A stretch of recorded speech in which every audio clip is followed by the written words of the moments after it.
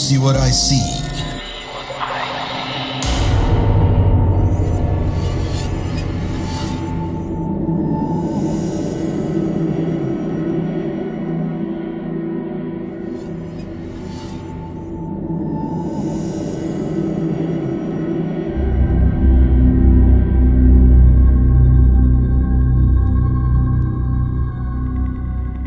Assalamualaikum warahmatullahi wabarakatuh. Apa kabar warga desa Sukawati? Semoga sehat selalu semuanya ya. Jadi ini cerita ketiga saya, dan kali ini saya mau cerita tentang rumah yang kami tempati waktu saya kecil dulu. Jadi waktu sekitar saya SD, karena SMP saya sudah pindah ke rumah baru di daerah Surabaya juga. Jadi di rumah saya yang lama ini ada di kisaran Gelora 10 November Surabaya ya, di jalan utamanya lah. Untuk teman-teman yang tinggal di Surabaya mungkin tahu lah jalan itu. Nah, di situ saya tinggal bersama kedua orang tua saya, kakak saya satu-satunya perempuan, kemudian ada satu asisten rumah tangga, jadi kami berlima. Jadi di situ banyak kejadian-kejadian yang horor, yang mistis gitu, yang selalu saya ingat sampai sekarang. Jadi awal-awal yang sering terjadi di rumah itu yang sehari-hari kami rasakan. Jadi kejadian-kejadian horor itu bukan hanya saya yang melihat atau merasakan, tapi juga anggota keluarga di rumah itu atau penghuni di rumah itu. Jadi yang biasanya sehari-hari sering kami alami adalah di rumah itu, meskipun siang hari, jadi saya dan kakak saya itu selisih 10 tahun. Jadi kakak saya SMA dan saya masih SD. Sedangkan kalau siang bapak saya juga kerja. Jadi di rumah hanya saya dan ibu saya, kemudian ada satu asisten rumah tangga. Tapi setiap saya pulang sekolah, saya bermain sendiri ya di depan kolam. Jadi di tengah rumah itu ada kolam kecil gitu. Biasanya saya bermain di situ. Saya sering dengar suara langkah menggunakan sandal jepit, sandal karet jepit itu. Nah, biasanya kalau bapak saya ada di rumah itu memang hanya beliau yang menggunakan sandal jepit. Dan meskipun pada saat beliau kerja keluar di luar rumah, kerja ke kantor, itu suara itu ada hampir setiap hari. Jadi ada yang menirukan suara langkah kaki menggunakan sandal jepit di rumah. Padahal nggak ada lagi orang lain yang menggunakan sandal jepit di rumah selain bapak saya. Kemudian yang sering kami alami juga adalah kami sering mendengar suara berdecit pintu, buka tutup 2 kali bunyi. Padahal nggak ada pintu seperti itu di rumah sama sekali, dan tidak ada satupun pintu yang berbunyi di rumah itu. Tapi suara itu sering kami dengar, meskipun itu siang. Nah, ada kejadian-kejadian yang sesekali kami alami, dan saya sebenarnya banyak banget, cuman ini ada beberapa yang ingin saya ceritakan karena saya sangat-sangat ingat detailnya sampai sekarang. Yang pertama adalah, jadi di atas ruang makan itu, di dekat ruang makan itu ada tangga menuju lantai 2. Ruang makan ada di tengah rumah ya, ada di bagian tengah rumah. Itu ada di sampingnya ada tangga ke lantai 2, kemudian persis di depan anak tangga yang di atas, anak tangga terakhir di lantai 2 itu, di depannya adalah ada pintu menuju ke kamar. Jadi pintu kamar itu biasanya digunakan oleh tamu. Tetapi saya sering bermain di situ sama kakak saya, maksudnya sering istirahat di situ, tidur-tiduran, cerita-cerita. Karena di sampingnya tangga, ya di depan masih di depan pintu, masih di depan kamar juga, itu ada tempat bermain saya. Jadi mainan-mainan itu ditaruh di situ. Nah, suatu saat saya lagi tiduran di tempat tidur karena kami menghadap ke pintu dan pintunya sedang terbuka. Kemudian tiba-tiba kami melihat seperti bayangan hitam naik dari bawah itu ke atas. Dia seperti membawa sesuatu di pundaknya gitu. Jadi seperti memanggul barang gitu. Ya sesaat, sepintas maksudnya kami mengira itu seperti maling gitu kan. Tetapi itu lebih cocok kami gambarkan itu seperti bayangan. Jadi yang ngelihat itu bukan hanya saya, kakak saya juga. Seperti bayangan, tapi dia hidup gitu. Kemudian dia tidak masuk ke dalam kamar, tapi dia ke sebelah jalan ke kanan, jadi ke arah tempat bermain itu. Kemudian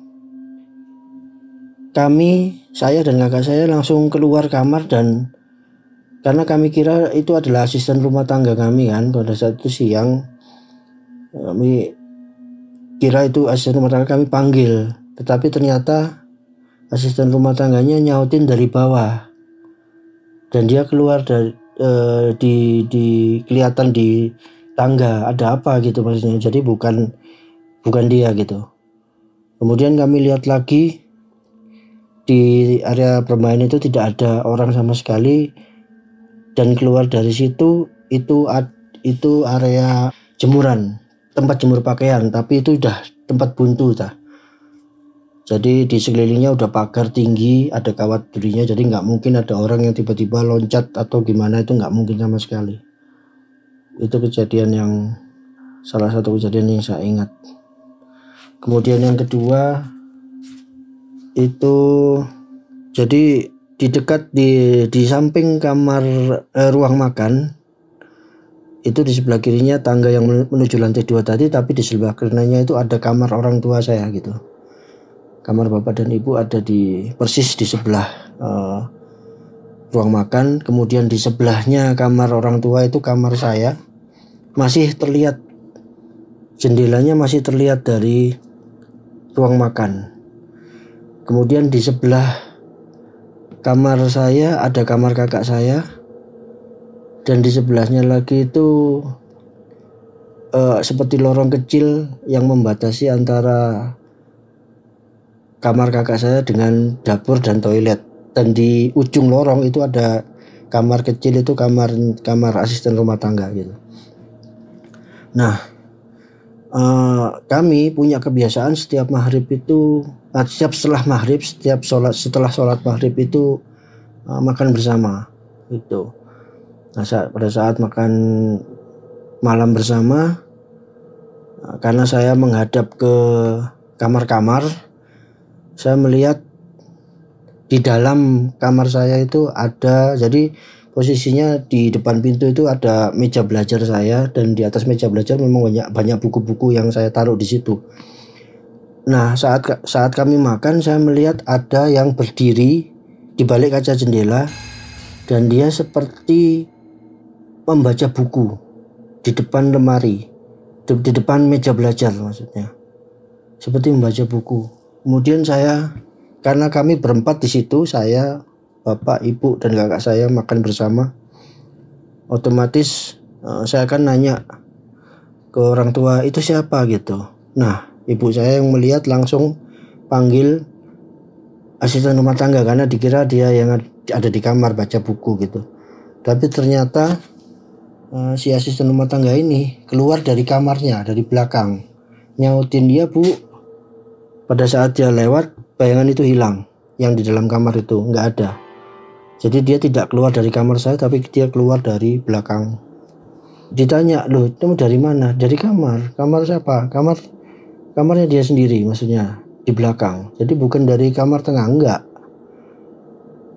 Itu udah kejadian yang aneh banget pada saat itu. Dan ada juga kejadian yang menimpa si asisten rumah tangga ini sampai akhirnya dia mengundurkan diri. Dia resign, dia pulang. Jadi suatu malam si asisten rumah tangga ini teriak-teriak keluar kamar, ketakutan. Kemudian kami semua bangun, kami tanya ada apa. Ternyata jadi di kamarnya itu ada kaca, ada jendela, 2 jendela kecil di bagian atas dari tempat tidurnya, dan di belakang dari kaca itu sudah kali. Jadi di belakang rumah kami itu ada kali gitu yang membatasi area rumah kami dengan rumah belakangnya lagi, itu dibatasi dengan kali. Jadi nggak mungkin ada orang yang berdiri di situ gitu, karena jendela itu juga tinggi banget. Nah, yang dia lihat adalah sebuah wajah berwarna hijau dengan mata merah di jendela itu. Jadi karena dia melihat itu, dia ketakutan, dia lari keluar teriak-teriak. Itu saat bapak saya ngecek, masuk ke dalam sudah nggak ada. Dan beberapa hari kemudian dia mengundurkan diri, dia pulang ke kampung. Jadi banyak banget gangguan di rumah itu, karena bapak saya juga orangnya kejawen ya, maksudnya dia adat Jawanya cukup kuat, dan dia mungkin percaya juga hal-hal yang kepercayaan seperti itu. Jadi pernah suatu ketika rumah kami itu disiram dengan air kembang. Saya ingat banget, mulai dari depan sampai belakang. Saya sempat tanya, untuk apa Pak? Jawabannya untuk mengusir roh-roh atau hantu-hantu yang ada di rumah lah, seperti itu, supaya kami nggak diganggu lagi. Jadi memang beberapa minggu setelah itu memang tenang, tapi setelah itu kembali lagi gangguan-gangguan itu muncul gitu. Sampai akhirnya bapak saya ada rezeki, kemudian kami pindah ke rumah baru di kawasan Surabaya Timur. Nah, setelah kami pindah, baru ibu saya cerita bahwa ya sebetulnya rumah itu dulunya area di sekitar rumah itu adalah pemakaman Belanda dulunya.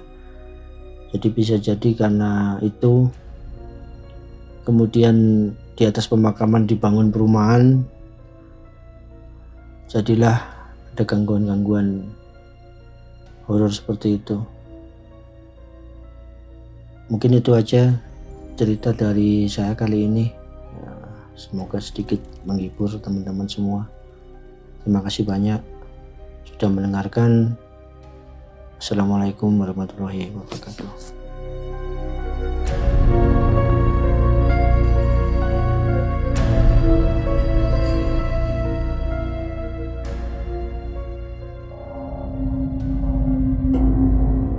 Kamu punya pengalaman horor? Kirim ceritamu ke podcast.ceritahoror@gmail.com.